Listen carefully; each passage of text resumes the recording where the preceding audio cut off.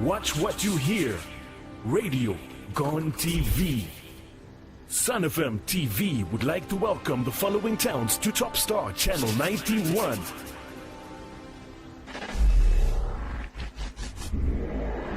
Ndola, Kitwe, Luanshya, Mufulira, Kalulushi, Chengola, Chililabombwe, Kapiriamposhi, Kabwe, Lusaka, Kafue, Choma, Mazabuka, Livingston, Chipata, Chinsali, Kasama, Mansa, Solwezi, and Mongu. Feel free to interact with us and let us know where you are watching from. Only on your Top Star Decoders Channel 91, Sun FM TV. Radio Gone Rogue. Radio Gone TV. Radio has come alive on TV. Watch all your favorite shows live. Watch all your favorite hits live. Watch all your favorite talk shows live. Watch what you hear. It's radio on TV. It's Sun FM TV. Zambia's first visual radio on air on Top Star Channel 91. Download Sun FM Zambia app and watch live TV. Watch live TV on sunfmzambia.net. Follow us on Twitter at Sun FM Zambia. Subscribe to our YouTube channel and watch live shows and podcasts. Everyone is not just listening. Now everyone is watching.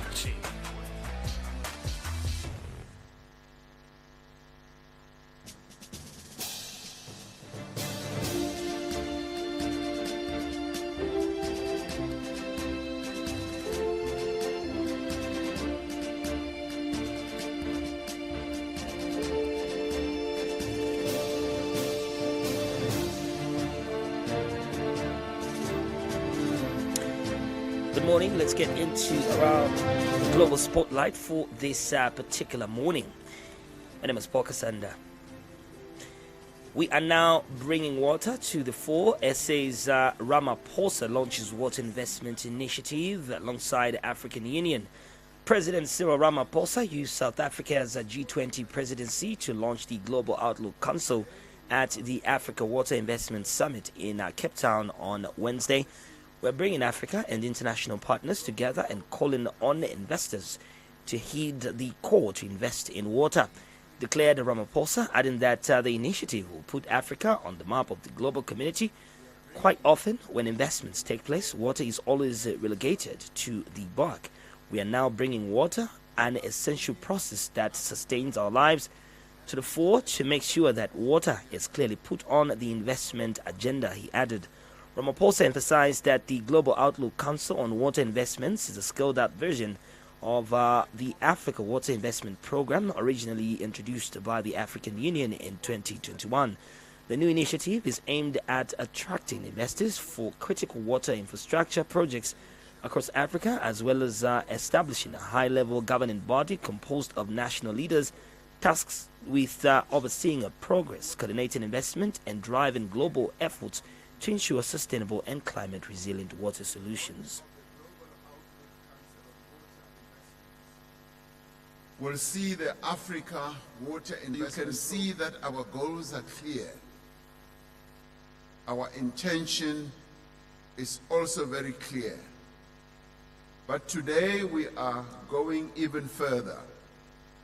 We are witnessing the launch of the Global Outlook Council on Water Investments, which is a G20 presidential legacy initiative. We are bringing, yes, we can applaud for that as well. We are bringing Africa and international partners together and calling on investors to heed the call to invest in water. Quite often when investments take place, water is always relegated to the back. We are now bringing water, an essential process that sustains our lives, to the fore, to make sure that water is clearly put on the investment agenda. The launch of the Global Outlook Council on Water Investments will see the Africa Water Investment Program being scaled up into a global water investment platform. I would like to thank the Kingdom of Saudi Arabia for initiating the first G20 water dialogue when it was president of the G20 in 2020, which considered water as a key ingredient for socio-economic development, poverty alleviation, human health, and well-being.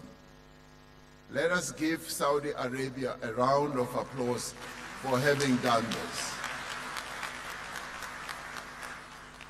Now, this process was sustained by the subsequent G20 presidencies of Italy in 2021, Indonesia in 2022, India in 2023, and Brazil in 2024, having been initiated, as I said, by Saudi Arabia in 2020. And now South Africa, as the current G20 president, in partnership with the African Union and the Africa Investments Panel, recognizes it as the AU AIP Water Investment Summit. As we have often said,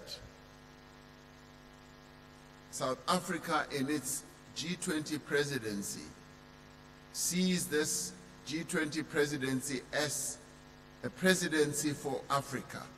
And that is why we have positioned the AU as being part of our G20 presidency, because South Africa is an African country, and therefore we are bound to put Africa on the map of the global community. And it is for this reason that we have dubbed it an AU type of project. Eswatini has also been developing a number of dam water supply projects with the support of our development partners and financial institutions to improve water security. The preliminary investment required for our national potable water, sanitation, and hygiene wash master plan is estimated to be around $2 billion.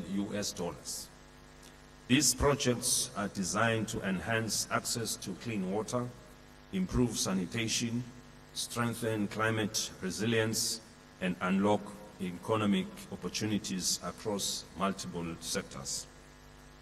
To achieve these ambitions, we appeal to development partners, financial institutions, private investors, and multilateral institutions to join us, as these projects require a lot of funding. We welcome innovative finances models, including public-private partnerships, blended finance, and access to climate finance mechanisms such as the Green Climate Fund, the Global Environment Facility, and the Adaptation Fund. These partnerships are critical to scaling up investment and ensuring long-term sustainability in attaining the set targets. As a nation, Eswatini is committed to transparency and accountability. We proudly support the Africa Water Investment Scorecard, which will enhance performance tracking and ensure that our collective efforts deliver measurable results. The Botswana government is focusing on initiatives that will lead to the realization of sustainable management and utilization of water resources, water supply, and sanitation service delivery. These are essential for the growth of the economy. Sustainability in the management of water resources requires extensive investment in the development of water resources, in planning, infrastructure development, and the protection of water resources. Botswana shares most of the river systems with riparian countries, Zambia, Namibia, and maintaining international water relations is an important element in ensuring water security as well as building mutual cooperation. As such, the government of Botswana continues to engage and collaborate with partners, particularly those related or involved with the shared water courses under the auspices of the Permanent Okavango River Basin Commission, OKACOM, the Orange Senku River Basin Commission, ORASECOM, the Zambezi River Basin Commission, LIMCOM. You can see that our goals are clear. Plastic fantastic Senegalese inventor transforms the bottles into filament for 3D printers. Self-taught engineer and entrepreneur Francois Mbengue from Dakar expands the boundaries of environmental technologies, developing a device that transforms waste into filament for 3D printers.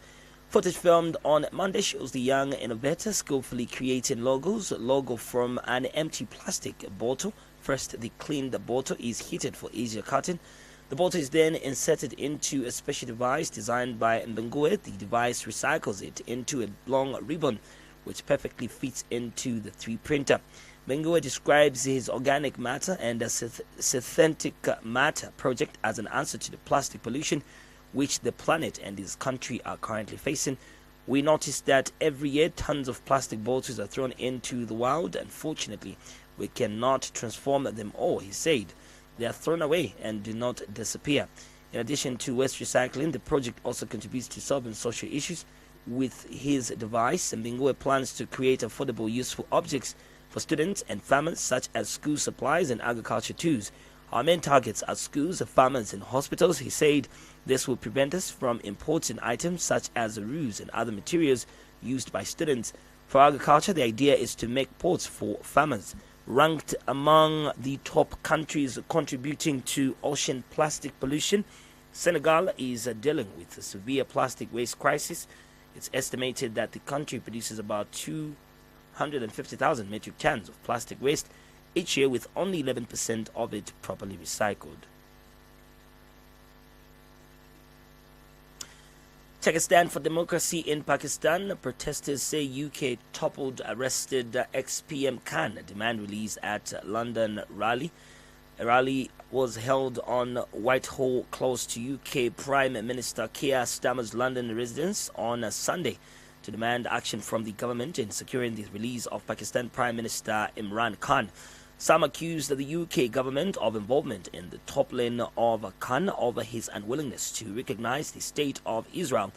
He was jailed for 7 years in February, while Pakistan's current Prime Minister Shehbaz Sharif, president of the Pakistan Muslim League, was re-elected for a second term. Footage shows demonstrators chanting and holding release Imran Khan placards and flags. Imran Khan's cousin Usman Khan was among the demonstrators. He declared that the former prime minister is fighting for Pakistan, for the independence of his country, for his people, added that he is not going to make any deal with the establishment. People are being kidnapped, their houses are being destroyed, their businesses are being destroyed. The women and children are being harassed, and Imran Khan's party won by 3 to 4 majority, but they still won't let them come into power. So Imran is fighting not just for Pakistan, but for the whole of the Islamic world and for justice, said Usman Khan.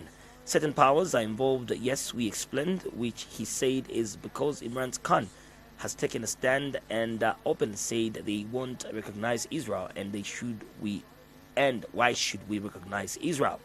Also speaking at the rally was 19-year-old blogger Shian Ali, who said the UK Prime Minister Keir Starmer's Downing Street residence was chosen as the site of the rally because London is the city where it was planned. But Khan's government is going to be toppled, that Pakistan's human rights are going to be undermined and violated.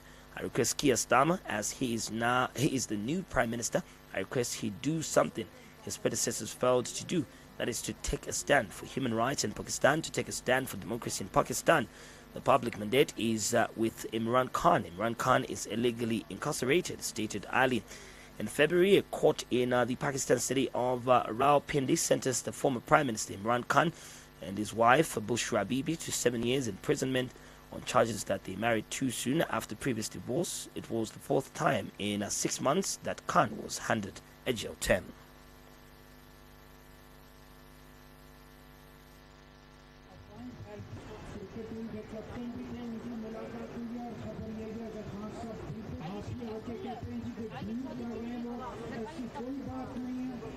हमारे सारे political prisoners हैं, they must be release. Number one, जब तक हम इनको घुटने टेकने पे मजबूर नहीं करेंगे और बस सिर्फ एक ही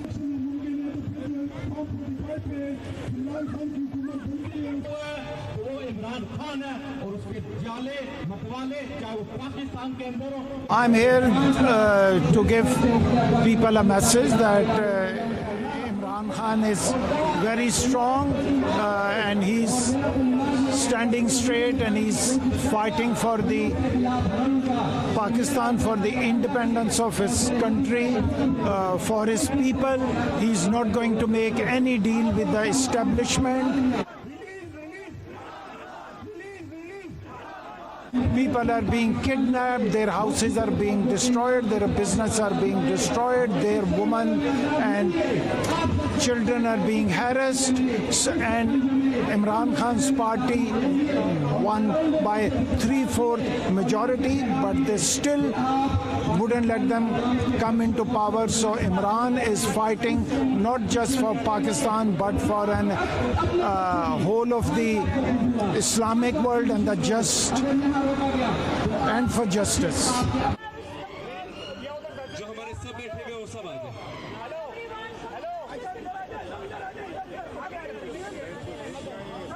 Certain powers are involved, yes, most probably, because I think Imran Khan has taken a stand against, he had openly said that they would not recognize Israel, and why should we recognize Israel?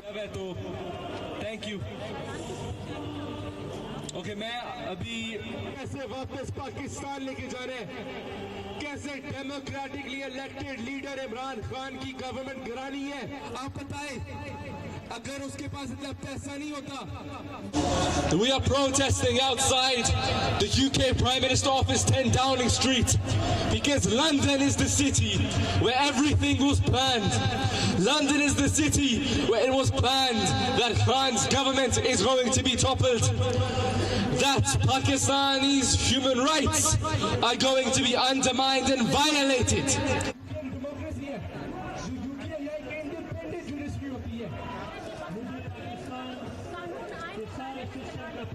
I request Keir Starmer, as he's the new Prime Minister, I request him to do something that his predecessors failed to do. That is to take a stand for the human rights of Pakistanis and to take a stand for democracy in Pakistan. The public mandate is with Imran Khan. Imran Khan is illegally incarcerated as per a UN group. What's happening in Pakistan is wrong, and an immediate stand is needed. So I request Keir Starmer's government to please take a stand and condemn the human rights violations that are happening under the new Pakistani government.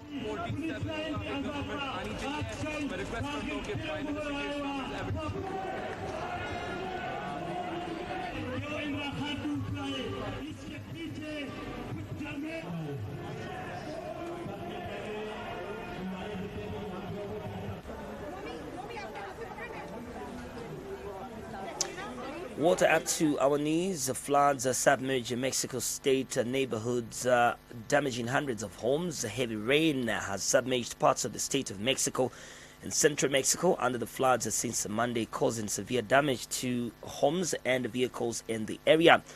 Video footage shows homes inundated by floodwaters with hundreds of residents in the municipality of Nezahaolokoyot struggling to access their properties amid overflowing sewage systems.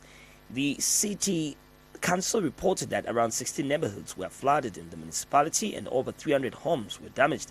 We have had water up to our knees for 2 days now, so we are asking the authorities to do something because honestly, every year it is the same. So, well, yes, I really would like the authorities to take action, said Maria de Los Angeles, a resident of the neighborhood.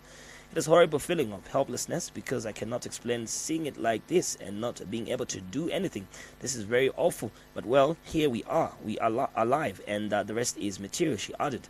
Despite the municipal government deploying crews for cleanup efforts, water levels have decreased only minimally. Mayor Adolfo Cueda Rebelo addressed residents in a social media post requesting a lead to understanding and promising assistance as soon as possible. Helicopter diplomacy, Europe in a spin as EU leader Zelensky swooped for frantic talks with Trump ahead of Putin's summit. Berlin ramped up security around the chancellery as European leaders and Ukrainian President Volodymyr Zelensky descended on the German capital on Wednesday ahead of a virtual meeting with US President Donald Trump. In advance of his on-crunch talks with Vladimir Putin on Friday, footage captures multiple helicopters touching down on the Chancellery lawn. Meanwhile, security personnel can be seen mobilized around the city with police vehicles filling the streets. Officers patrolling waterways on jet skis and several roads barricaded, as well as armed security staff on the roof. Zelensky will reportedly meet with German Chancellor Friedrich Merz before joining the video conference. The leaders are expected to try to influence Trump's approach to Friday's talks with Putin, with concerns mounting within the bloc that a deal could be struck without their input or approval. The summit comes just 2 days before the high-profile meeting between Trump and Russian President Vladimir Putin, which is set to take place in Anchorage, Alaska on August 15.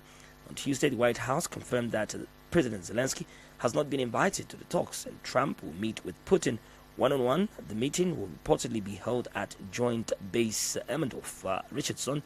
Diplomatic exchanges between Moscow and Washington resumed in February, with a number of leaders' phone calls and meetings between delegations taking place. Lest we forget, Russian flag missing since 2022 from Alaska monument to Soviet U.S. pilots ahead of Trump-Putin meeting.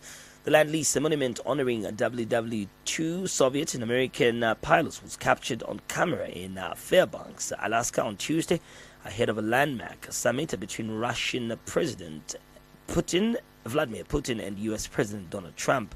Originally, the monument featured the flags of Russia, the United States, and Alaska, but in December 2022, 10 months after the start of the latest Ukraine conflict, local authorities removed the Russian tricolor, which had flown there since the memorial's opening in 2006. Both Russia and the U.S. confirmed that the high-profile meeting between Putin and Trump is set to take place in Alaska on August 15. According to the White House, the talks will be held in Anchorage.